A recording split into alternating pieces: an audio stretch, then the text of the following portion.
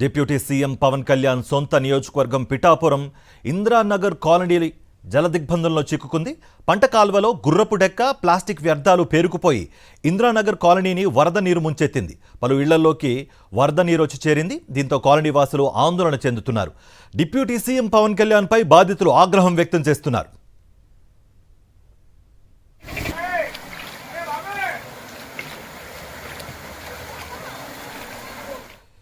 మరింత సమాచారం మా ప్రతినిధి రాజు అందిస్తారు.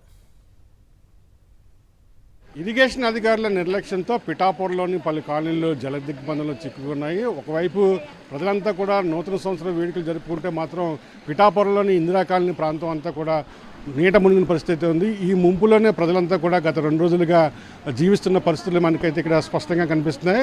మరోవైపు ప్రధానంగా ఈ సమస్యకు ప్రధాన కారణం చూసుకున్నట్లయితే ఏలేరుకు సంబంధించినటువంటి పంట కాలువ ఈ కాలనీ గుండా వెళ్తుంది.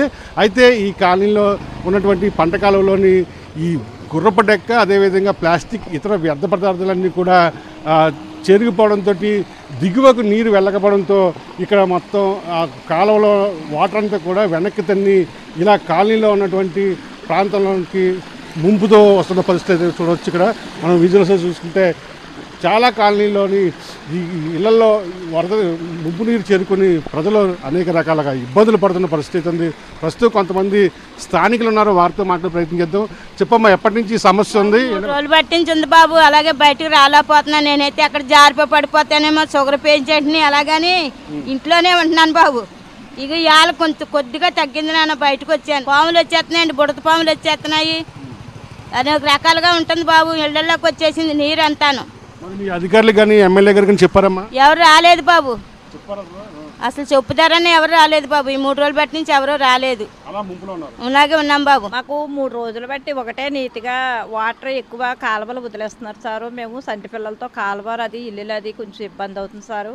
తినడానికి కూడా ఫుడ్ అది అవరడానికి కూడా అవ్వట్లేదు సారు. మరి మాకు బట్టలు కూడా ఇబ్బంది అవుతుందండి. మరి మా సౌకర్యం కూడా ఎవరో పట్టించుకోవట్లేదండి.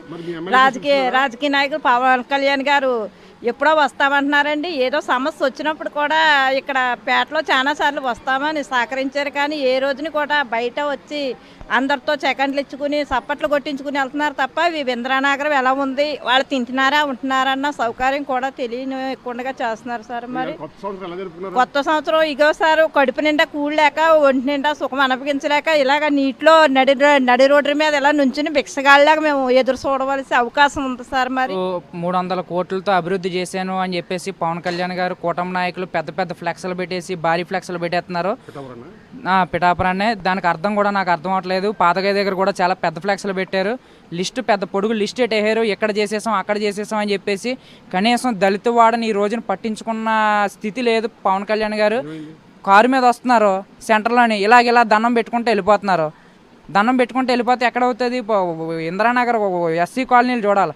పవన్ కళ్యాణ్ గారికి ఎంత చులకనంటే ఎస్సీ కాలనీలు అంటే, రాజీవ్ గాంధీ మున్సిపల్ హై స్కూల్లో పెద్ద భారీ బహిరంగ మీటింగ్లో ఇందిరానగర్ దళిత వాళ్ళు, ఇందిరానగర్, రథాలపేట, అగ్రహారం ఇలా దళిత వాళ్ళని ఎంచుకొని గంజాయి స్మగ్లింగ్లు అవుతున్నాయి అని చెప్పి దళిత వాళ్ళని బ్యాడ్ చేయడానికే చూస్తున్నాడు తప్ప అయినా కనీసం దళిత వాడల్ని ముంపు ప్రాంతాలను పట్టించుకున్న నాదులు లేడు. అధికారులు చెప్తున్నా సరే కూడా ఎవరు పట్టించుకొని పాపాన్ని లేదని చెప్పి ఆవేదన వ్యక్తం చేస్తున్న పరిస్థితి అయితే కనిపిస్తుంది. ప్రధానంగా ఇక్కడ ఏదైతే మనం చూస్తున్నామో ఈ నీరంతా కూడా ఇలాగా ఇళ్లలోంచి రావడంతో ఈ ప్రాంతాలన్నీ కూడా పూర్తిగా నీట మునిగిన పరిస్థితి అయితే కనిపిస్తుంది.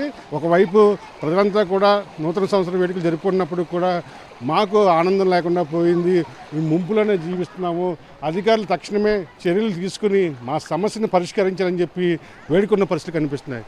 విజయల్ శ్రీనివాస్తో కలిసి కస్బెండ్ రాజు, సాక్షి టీవీ, పిఠాపురం నుండి.